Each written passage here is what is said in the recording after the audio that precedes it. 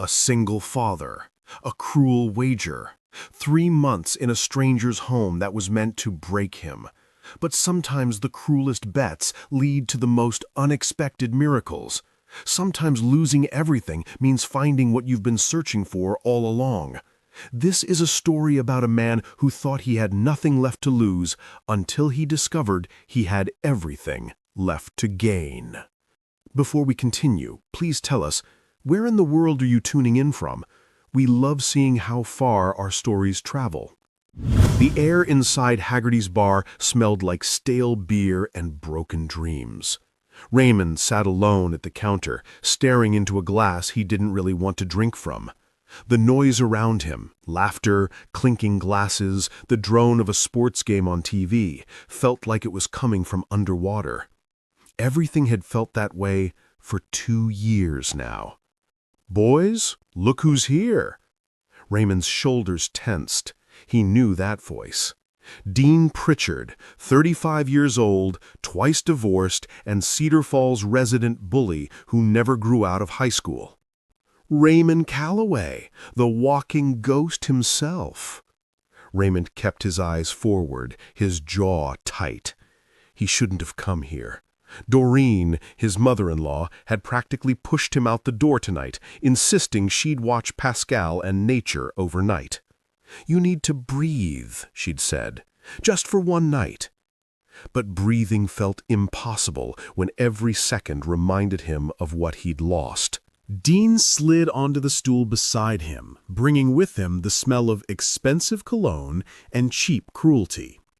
"You know what I've been thinking about, Calloway? I've been thinking about how you used to be somebody in this town. Best poker player Cedar Falls ever saw. Remember that?" Raymond said nothing. His knuckles went white around his glass. "Your pretty little wife used to sit right there," Dean pointed to a corner booth, "cheering you on like you were winning the World Series. What was her name again? Annette?" The sound of her name in Dean's mouth made Raymond's stomach turn.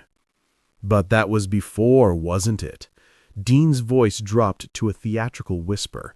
"Before she died, and you turned into this." He gestured at Raymond's thin frame, the way his shirt hung loose on shoulders that used to be broader.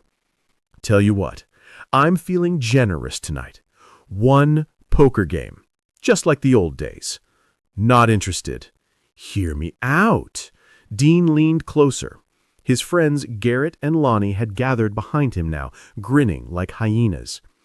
"You win, I'll hand you $5,000 cash, right here, right now. That would help with those medical bills you're still paying off, wouldn't it?" Raymond's chest tightened. The bills, the endless, crushing bills from Annette's 3-week hospital stay before she died. The autoimmune disease they'd discovered too late. The treatments that hadn't worked. The funeral costs he was still drowning in. "And if you win," Raymond heard himself ask. Dean's smile turned razor sharp. "If I win, you and those kids of yours move in with Pauline Dufresne for 3 months. Out on Miller Road. You know who I'm talking about. The fat girl. 300 pounds if she's an ounce." He laughed, and his friends joined in. "You'll live in her house, eat her food, be her little family. 3 whole months." The bar had gone quiet. Everyone was listening now, phones coming out, people gathering closer. Cedar Falls was a small town where gossip was currency, and this was about to be a jackpot. Raymond should have walked away. Every rational part of his brain was screaming at him to stand up and leave. But exhaustion had worn down every defense he had. The sleepless nights, the phantom warmth of Annette's body that he still reached for in bed, the way Pascal, his 8-year-old son, had stopped smiling, the way 6-year-old Nature cried for her mother when she thought Raymond couldn't hear. He was so tired of being weak, so tired of being the broken man everyone pitied. "Fine," Raymond said. The bar erupted. Dean had been a phenomenal poker player once. Back when Annette was alive, they'd played together on date nights, and she always said he could read people like open books. She'd sit across from him, her dark eyes sparkling, calling his bluffs and raising his bets, making him laugh until his sides hurt. That felt like a lifetime ago. As Dean shuffled the cards with practiced confidence, Raymond tried to focus, tried to remember the patterns, the tells, the instincts that had once made him unbeatable. But his hands were shaking. His mind kept drifting to that night 2 years ago when Annette had collapsed in their kitchen. She'd been making dinner, spaghetti, Pascal's favorite, when she just dropped.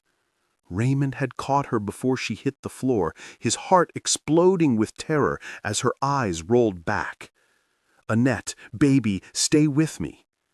In the ambulance, she'd squeezed his hand and whispered, "I'm sorry.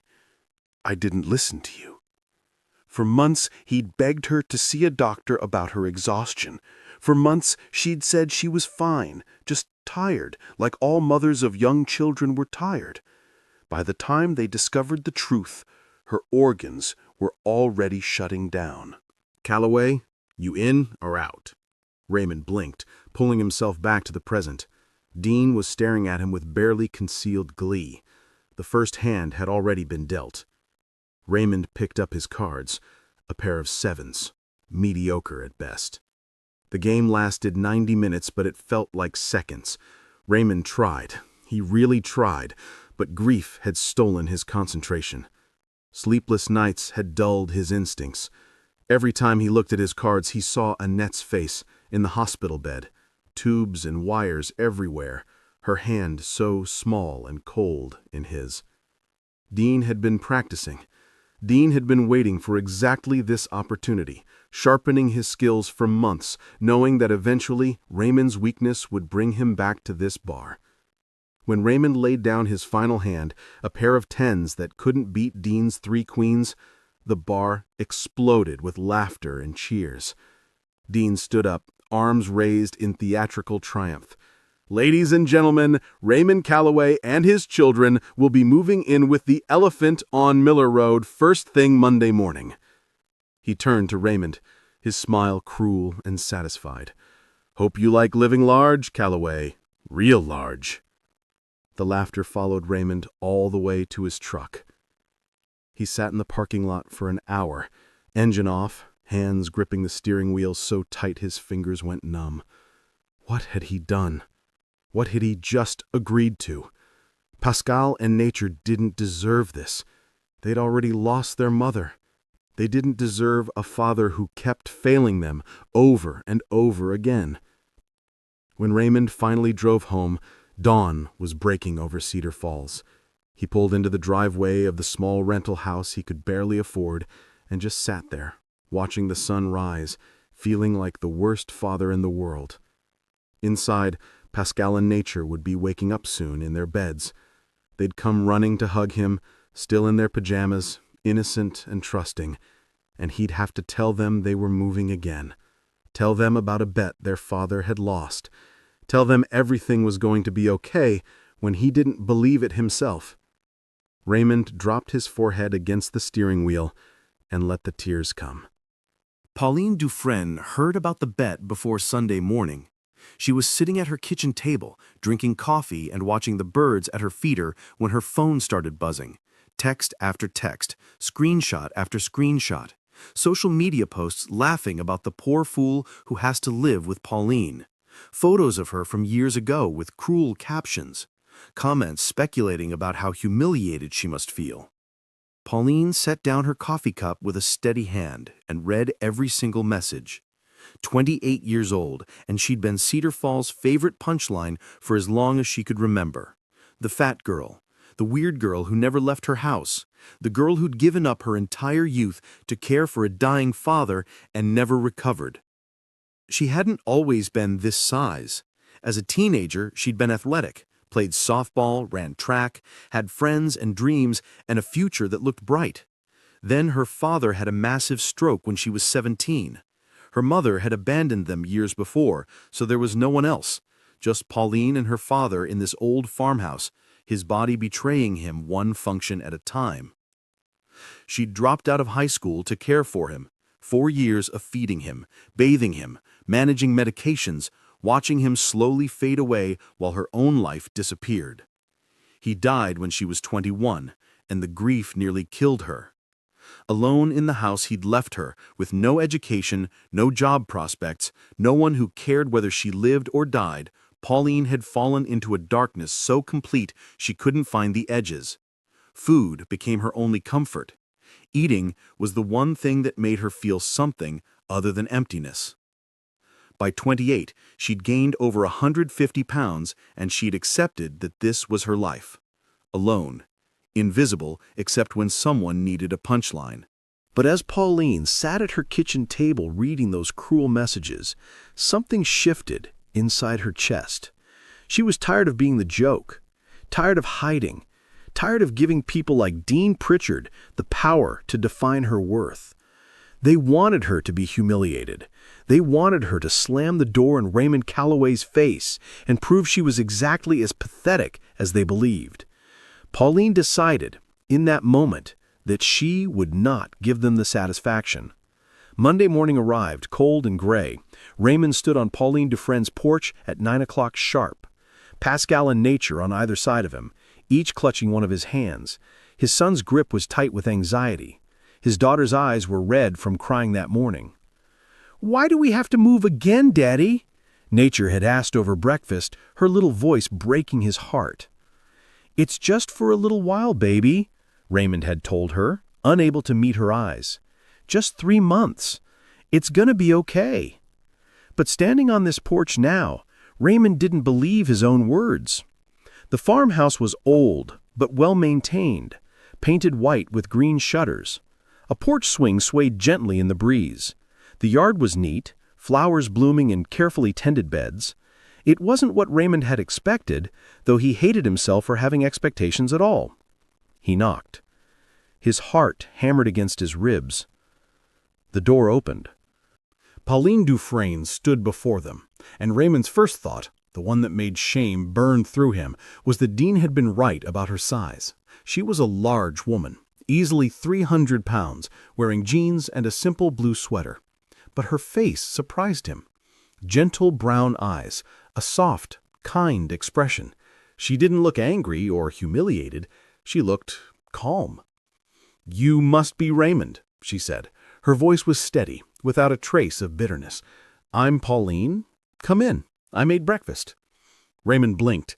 You know why I'm here?" "I know exactly why you're here." Pauline looked him straight in the eyes, and Raymond felt like she could see right through him. "Dean Pritchard thinks living with me is a punishment. He thinks this is going to humiliate both of us." She stepped aside, gesturing for them to enter. "I think we should prove him wrong." For a long moment, Raymond couldn't move. He'd expected anger. He'd expected the door slammed in his face. He'd expected to be turned away so he could tell Dean the bet was off and face whatever consequences came next. He hadn't expected grace. "Come on," Pauline said gently, her gaze dropping to Pascal and Nature. "You two must be hungry. Do you like pancakes?" Nature's eyes widened. She loved pancakes. Annette used to make them every Sunday morning, always with chocolate chips arranged in smiley faces. "Yes, ma'am," Pascal said quietly, ever the protective older brother, squeezing his sister's hand. Pauline smiled, a real smile that reached her eyes, and held the door wider. "Then let's get you fed.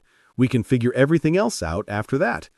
Raymond followed her inside, carrying their duffel bag over his shoulder, feeling like he'd just stepped into something he couldn't possibly understand.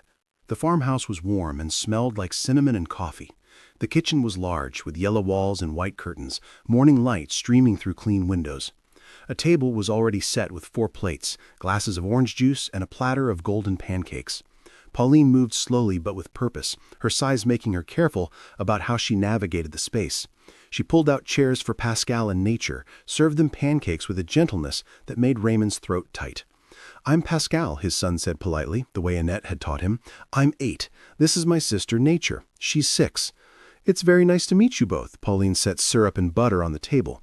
I've got a big backyard if you want to play after breakfast. There's a tire swing and everything. Nature's face brightened for the first time all morning. Really? Really? Pauline glanced at Raymond. You should eat too. You look like you haven't had a decent meal in weeks. She wasn't wrong. Raymond had lost 30 pounds since Annette died. Eating felt pointless most days.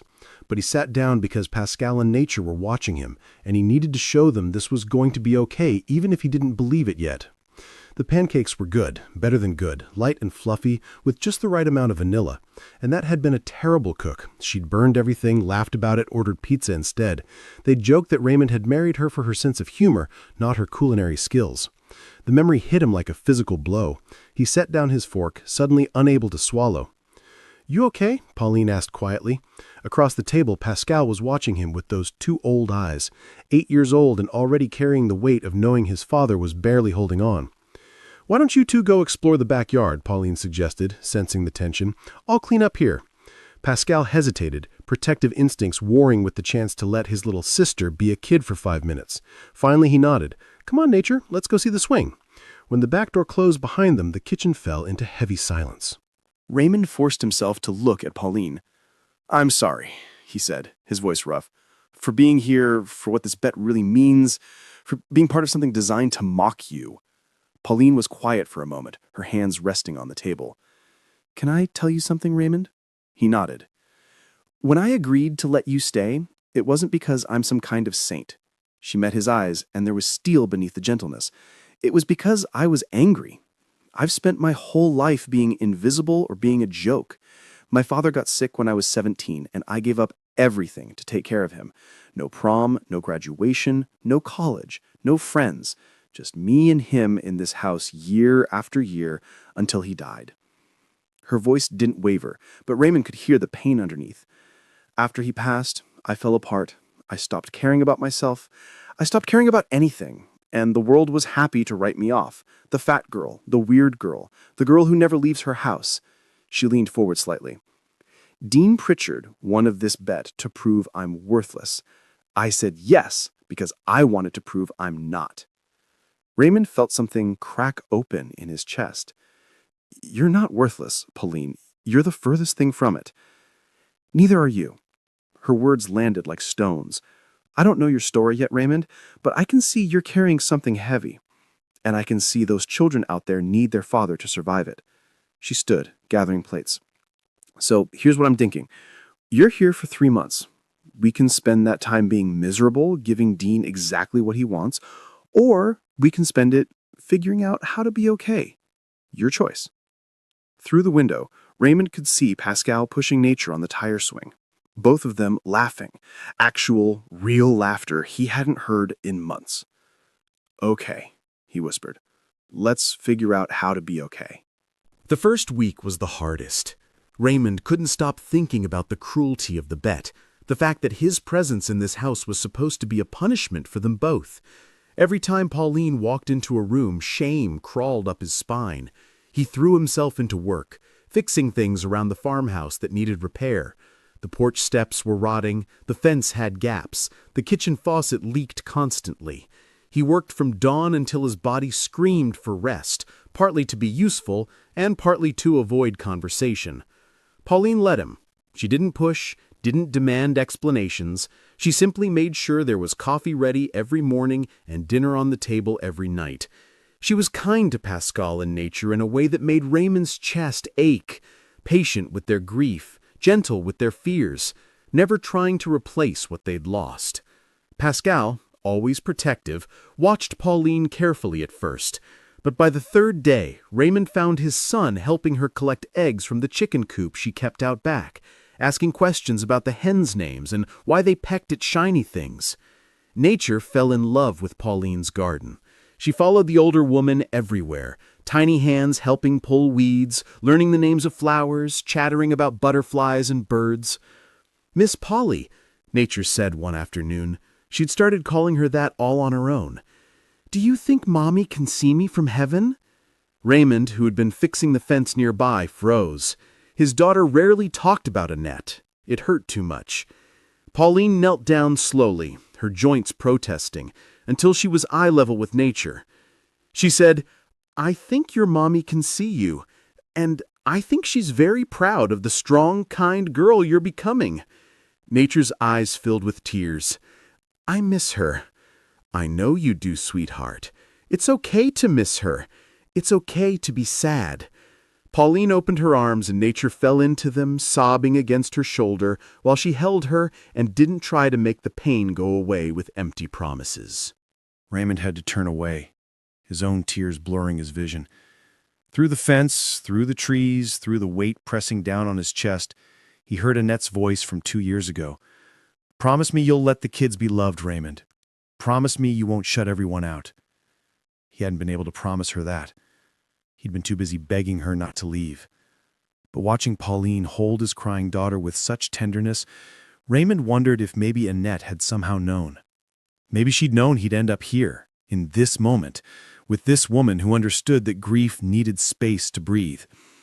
That night, after the children were asleep, Raymond found Pauline sitting on the porch string.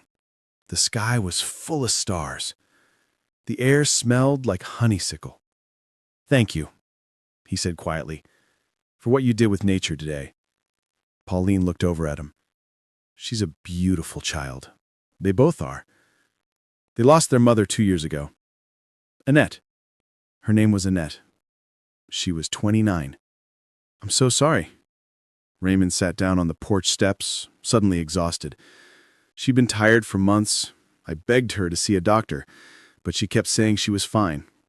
By the time we found out it was an autoimmune disease, it was too late. She died 3 weeks after diagnosis. The grief was still so sharp it cut. I should have made her go to the doctor. Should have noticed sooner. Should have... "You can't know that," Pauline interrupted gently. "You can't know if it would have made a difference. Guilt like that will eat you alive if you let it." Raymond looked up at her. "You sound like you know."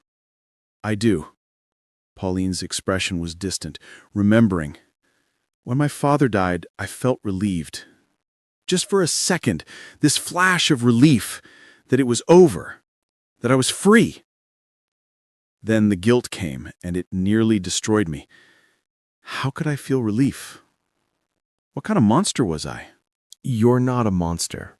You gave up your life for him. And you loved your wife with everything you had. But sometimes love isn't enough to save people, Raymond. Sometimes bad things happen to good people, and all we can do is survive them." They sat in silence for a while, the swing creaking gently, the night settling around them like a blanket.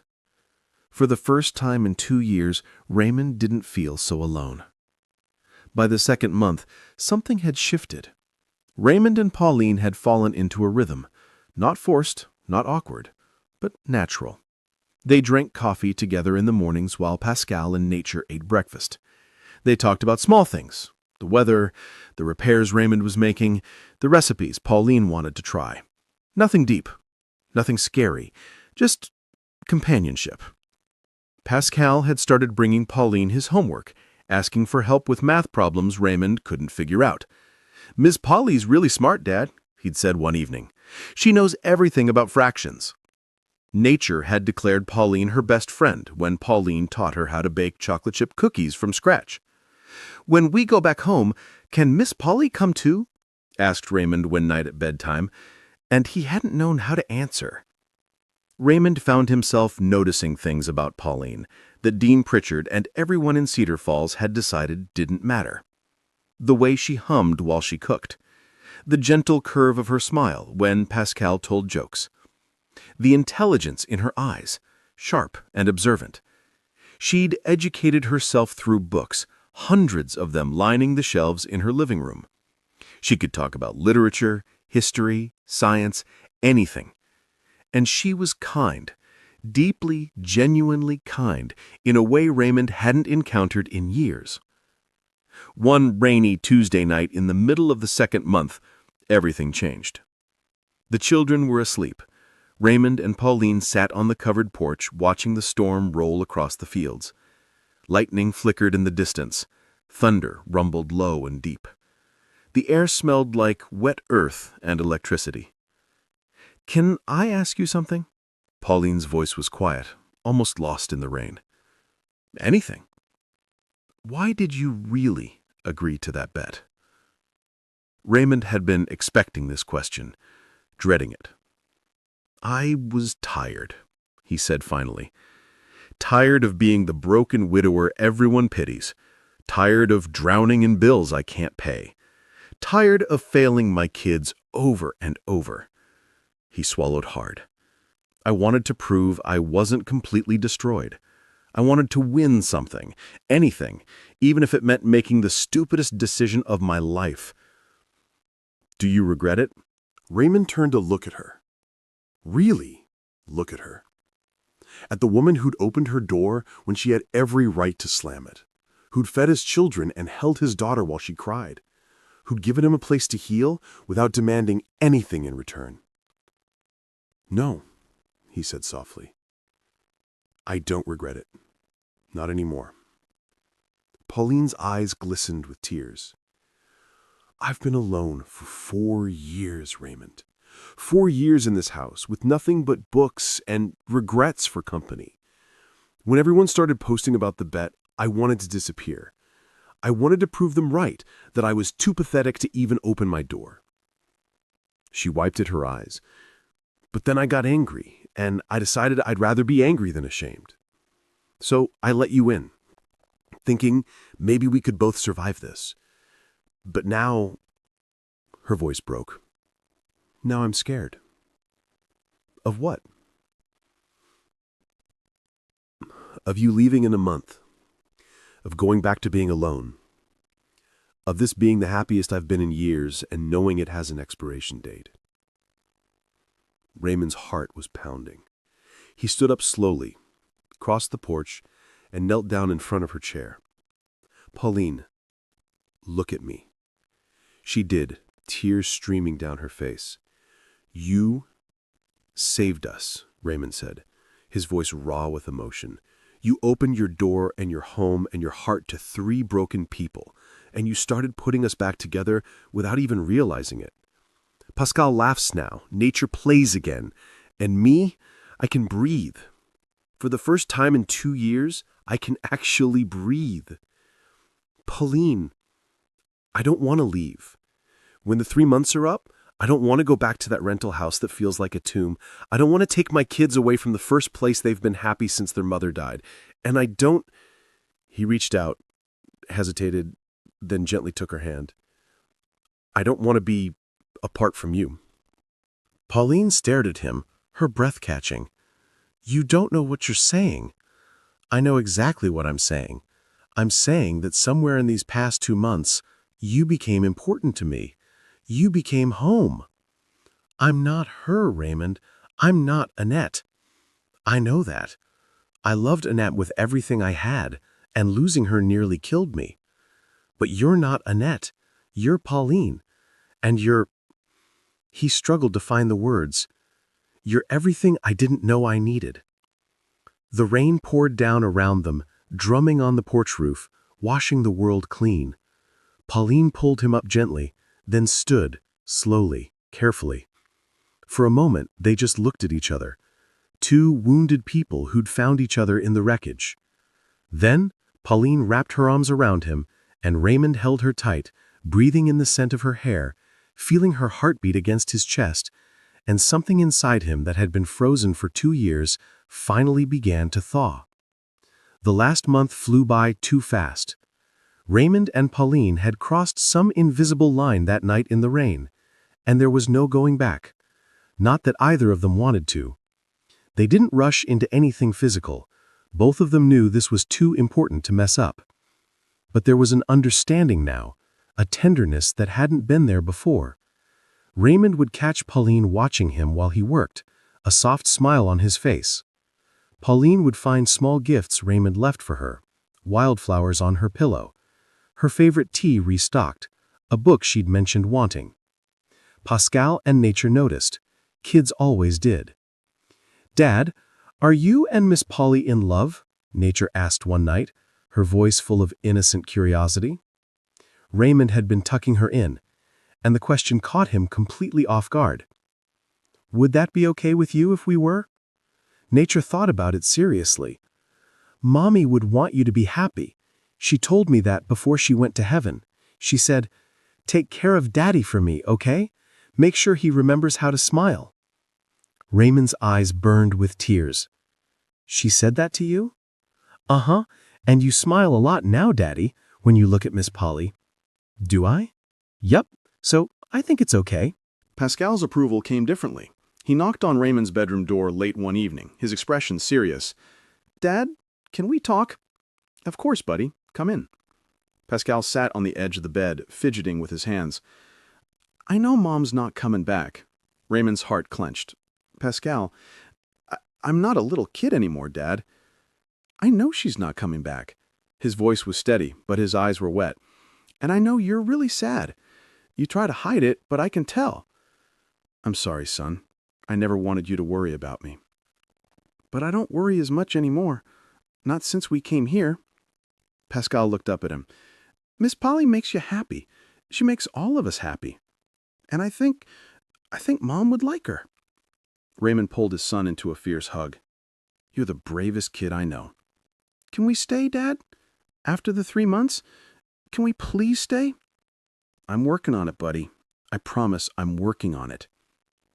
The truth was, Raymond had been thinking about nothing else. How could they make this work? The rental house lease was almost up anyway. He had already talked to his boss about taking on extra projects to save money. He'd even quietly spoken to a real estate lawyer about what it would take to officially move in with Pauline to make this arrangement permanent. But there was one more thing he needed to do first. One last ghost to lay to rest. 4 months after moving in with Pauline, 1 month after the official 3-month period had ended, 1 month after Raymond had quietly asked Pauline if they could stay and she had burst into tears, saying yes, Raymond walked into Haggerty's bar. The room went quiet the moment he entered. Heads turned, conversations stopped. Everyone in Cedar Falls had been watching the story unfold, waiting to see how the punchline would land. Dean Pritchard sat in his usual spot, surrounded by Garrett and Lonnie, a beer in his hand, and that familiar smirk on his face. But when Raymond approached, not the broken shell he'd beaten months ago, but someone different, someone who stood straight and moved with purpose, Dean's smirk faltered. "Rematch," Raymond said clearly. His voice carried across the silent bar. Dean laughed nervously. "What?" "You heard me. Same game, same stakes, but reversed." Raymond pulled out the chair across from Dean and sat down. "I win, you stand up in front of everyone here and apologize to Pauline, publicly. You admit you were wrong about her." The bar erupted in murmurs. Phones came out. People gathered closer. This was going to be better than the first game. "And if I win?" Dean asked, though his confidence was clearly shaken. Raymond smiled, a real smile, the first Dean had probably ever seen from him. "You won't." Because Raymond wasn't the same man who'd sat at this table 4 months ago. That man had been drowning in grief, barely surviving, too exhausted to think straight. That man had lost everything that mattered. This Raymond had found something worth fighting for. The game lasted 2 hours. Raymond played with patience and precision, reading Dean's tells like a book he'd memorized, exploiting every weakness, punishing every mistake. Dean grew increasingly frustrated, drinking too much, making errors he wouldn't have made against the broken widower he remembered. Raymond had spent the last 4 months rebuilding himself, eating again, sleeping again, laughing again. Pauline had shown him that he was worth fighting for, and now he was ready to fight. When Raymond laid down his final hand, 4 kings, the bar exploded in cheers and shouts. Dean's face went white. His hands trembled as he stared at the cards like they'd personally betrayed him. Raymond stood slowly, his heart pounding with victory and vindication. "On your feet, Pritchard." For a moment, Dean looked like he might refuse, but the entire bar was watching. Every phone was recording. His reputation, what little remained, hung in the balance. Slowly, Humiliated, Dean Pritchard stood up. "Say it," Raymond said quietly. Dean's jaw clenched. "I was wrong about Pauline Dufresne." Louder. Dean closed his eyes. "I was wrong about Pauline Dufresne." His voice cracked with shame. "She's not what I said she was. She's—" He choked on the words. "She's a good person." "Keep going." "She's kind and smart, and she didn't deserve how I talked about her, how any of us talked about her." Dean's face was red, whether from anger or humiliation or both. "And I'm sorry." The bar was completely silent now. Raymond nodded once. "That's all I needed to hear." He turned and walked out of Haggerty's bar without looking back, leaving Dean Pritchard standing there in the ruins of his own cruelty. Outside, the night air was cool and clean. Raymond got in his truck and drove home. To the farmhouse on Miller Road. To the woman who'd saved him. To the life he'd rebuilt from nothing. To home. Raymond and Pauline were married the following autumn in her backyard garden, the same garden where Raymond had first realized he was falling in love with her, where Pauline had taught nature about butterflies, where Pascal had helped harvest vegetables. It was a small ceremony, just family and a handful of friends who'd proven themselves worthy of being there. Pascal served as ring-bearer, looking proud and serious in his little suit. Nature scattered flower petals down the makeshift aisle, giggling with pure joy. Doreen, Raymond's mother-in-law, sat in the front row with tears streaming down her face. Before the ceremony, she'd pulled Raymond aside and said, "Annette would have loved her. She would have wanted this for you. She would have wanted you to be happy." "You really think so?" "I know so. My daughter loved you with everything she had, Raymond. Her last wish was for you to live. Not just survive. Live. You're doing that now. She'd be so proud." As Raymond stood at the altar, really just an archway Pauline had decorated with climbing roses, waiting for his bride, he felt something he thought he'd last forever. Hope. Pauline appeared at the end of the aisle in a simple white dress, flowers in her hair, her face radiant with happiness. She'd lost about 40 pounds over the past year, not through any crash diet or pressure, but simply by being loved, by having reasons to take care of herself again, through joy replacing grief. But Raymond would have married her at any size.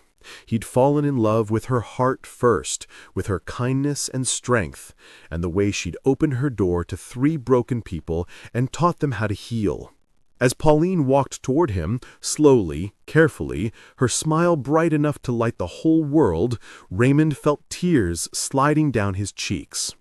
She reached him, took his hands, and whispered, "Thank you for proving them wrong." Raymond smiled through his tears. "Thank you for seeing me." The minister, an old friend of Pauline's father, cleared his throat and began. "Dearly beloved, we are gathered here today to witness the union of 2 souls who found each other in the most unexpected way." Pascal and nature stood beside them, holding hands, their faces beaming. Behind them, the garden Pauline had built with her own hands bloomed in a riot of colors. The farmhouse stood solid and warm, its windows glowing with light.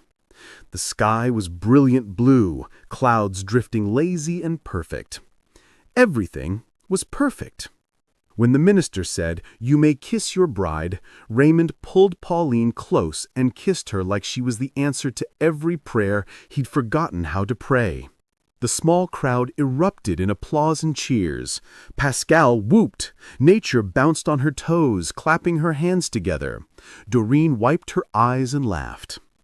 And somewhere, Raymond could have sworn he felt Annette's presence, not sad, not jealous, but happy for him, proud of him, grateful that her children would have a mother who loved them fiercely and completely, grateful that her husband had found a reason to keep living. Dean Pritchard's bet had been designed to destroy him. It had been meant as punishment, as humiliation, as proof that Raymond Calloway had nothing left.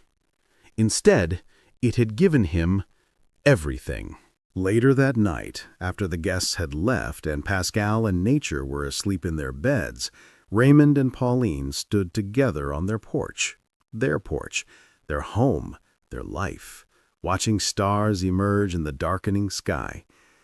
"Did you ever imagine this?" Pauline asked, her head resting on Raymond's shoulder.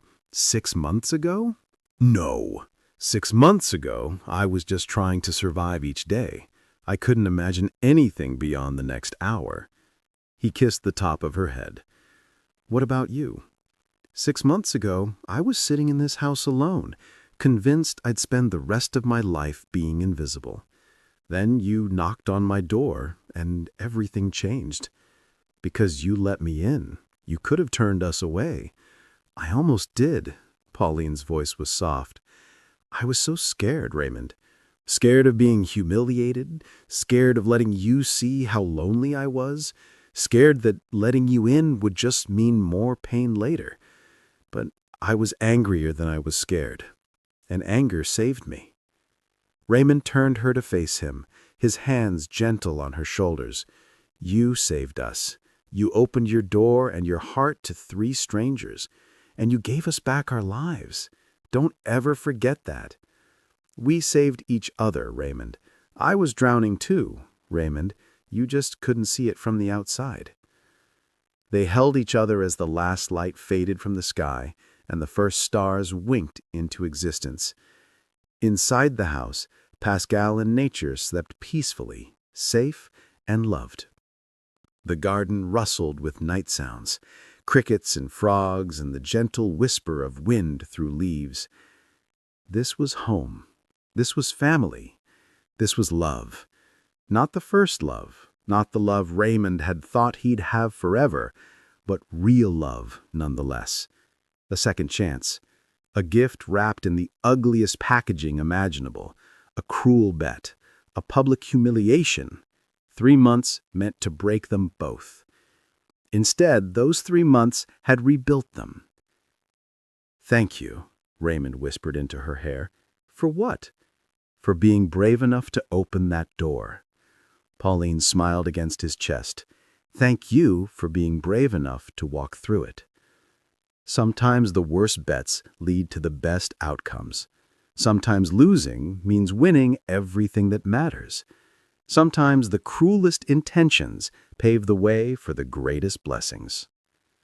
Raymond Calloway walked into a bar broken and desperate, and he'd walked out having made the worst decision of his life. But that decision had led him here, to this woman, this home, this family, this life worth living.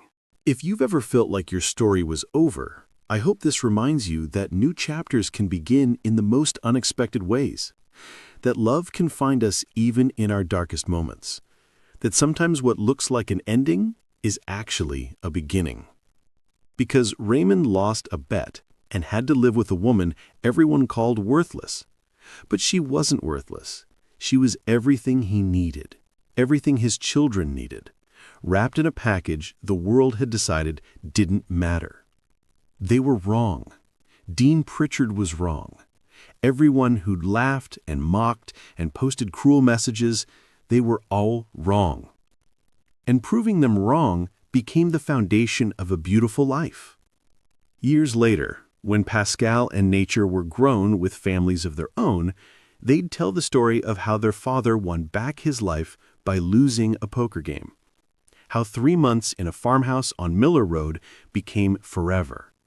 How the woman everyone called a punishment became the greatest blessing their family ever received. And Raymond and Pauline would sit on their porch swing, the same swing where they'd first really talked, where walls had come down, where love had begun, and they'd hold hands and remember. Remember that sometimes life's greatest gifts come from our lowest moments, that kindness is stronger than cruelty, that love doesn't always look the way we expect it to, that losing can feel a lot like winning when you end up exactly where you belong. If this story touched your heart, if you've ever felt broken and found yourself healing in unexpected places, if you believe in second chances and the power of kindness, I'd love to hear from you in the comments. Share your own story of finding hope in dark places.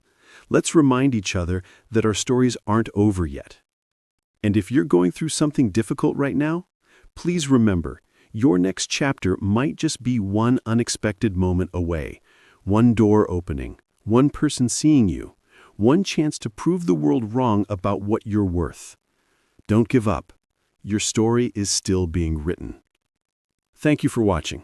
Until next time, remember that love finds us in the most unexpected places, and sometimes the best bets are the ones we lose.